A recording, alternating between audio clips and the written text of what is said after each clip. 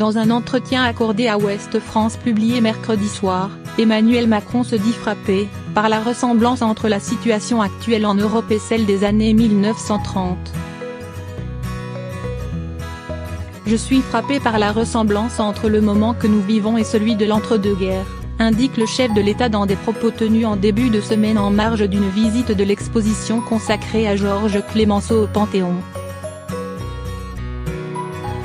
Dans une Europe qui est divisée par les peurs, le repli nationaliste, les conséquences de la crise économique, on voit presque méthodiquement se réarticuler tout ce qui a rythmé la vie de l'Europe de l'après-Première Guerre mondiale à la crise de 1929.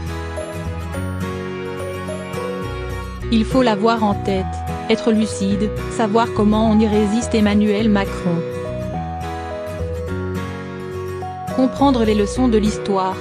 Le chef de l'État s'apprête à célébrer le centenaire de la fin de la Première Guerre mondiale, en visitant les lieux de bataille dans le Grand Est et les Hauts-de-France durant une semaine à partir de dimanche.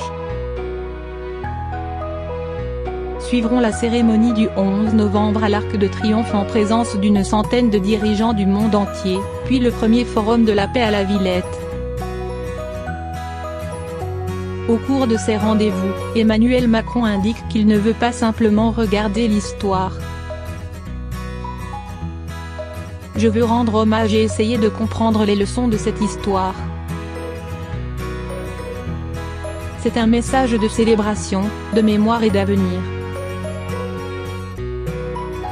En promouvant, à cette occasion, une Europe plus souveraine et plus multilatérale.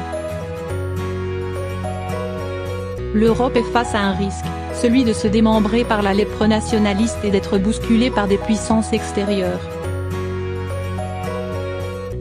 Et donc de perdre sa souveraineté. C'est-à-dire d'avoir sa sécurité qui dépende des choix américains et de ces changements, d'avoir une Chine de plus en plus présente sur les infrastructures essentielles, une Russie qui parfois est tentée par la manipulation, des grands intérêts financiers et des marchés qui dépassent parfois la place que les États peuvent prendre, prévient Emmanuel Macron.